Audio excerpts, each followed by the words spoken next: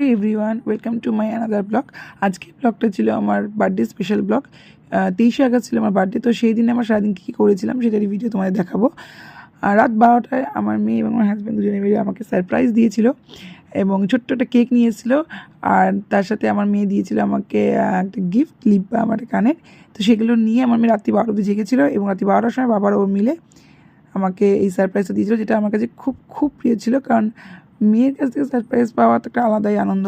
তো তারপরে আমরা দুজনে কেক কাটিং করলাম, কেক খেয়ে একটু ফটো তুলে নিলাম এবং ও খুব খুশি হয়েছিল আমাকে সারপ্রাইজ দিতে পেরে। ওকে দেখে আমিও খুব খুশি হয়েছিলাম আর এই গিফটগুলো আমার কাছে খুব প্রিয় ছিল। তারপরে তিনি সকালবেলা করে নিয়েছিলাম আমার কেকের ফাইনাল ডেকোরেশনটা।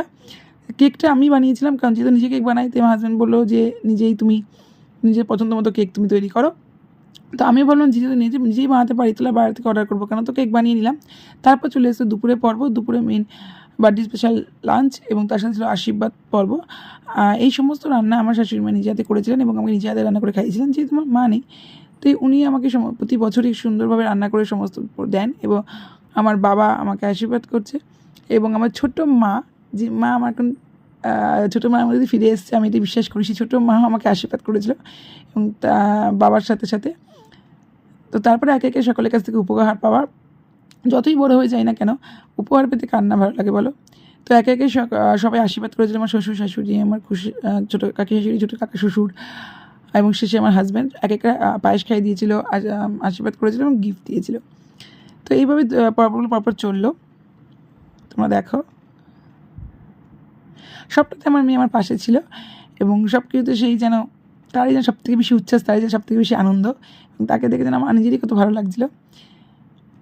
এবং লাস্ট দিচ্ছিল আমার হাজব্যান্ড আমাকে সেই গিফটটা, যেটার জন্য আমি অনেক দিন ধরে খুব ইচ্ছে ছিল, আমার অনেক দিনের পছন্দ ছিল। একটা বালাও আমাকে গিফট করেছিল, তো সেটা পরিয়ে দিয়েছিলো এবং আমি নিজে একটা সেলফ গিফট করেছিলাম, একটা আয়স্ত আমি বানিয়েছিলাম এই বার্থডের আগেতেই। তো সেটা আমি আমার হাজব্যান্ডকে বলেছিলাম পরিয়ে দিতে, কিন্তু সেটা আমার মেয়ে পরিয়ে দেবে বললো। তো যাই হোক, মা হাতেই পড়লাম এবং তাছাড়াও পেয়েছিলাম আরও কিছু গিফট। তো সব পর্ব মিটে যাওয়ার পর যখন খাওয়া শুরু করলাম, তখন আমার মেয়ের দাবি যে সে আমায় খাইয়ে দেবে নিজে হাতে আজকে। তা না করি কি, এই স্পেশাল দিনে মেয়ের হাতে খেতে কার না ভালো লাগে। তাই ভাবছি কত তাড়াতাড়ি মেয়েরা কত বড় হয়ে যায়। এই কদিন আগে ছোট্ট পুচকিটা আজকে আমি নিজে হাতে খাইয়ে দিচ্ছি। এরপর সন্ধ্যাবেলা একটা সেলিব্রেশন, ছোট্ট সেলিব্রেশন, ফ্যামিলি সকলকে নিয়ে আনন্দ করে কাটানো হয়েছিল। এই জীবনের স্পেশাল দিনটাতে ফ্যামিলি সকলকে নিয়ে কাটাতে পারার মজাটাই আলাদা। তো তোমরা দেখো কেমন লাগলো কিন্তু অবশ্যই জানিও।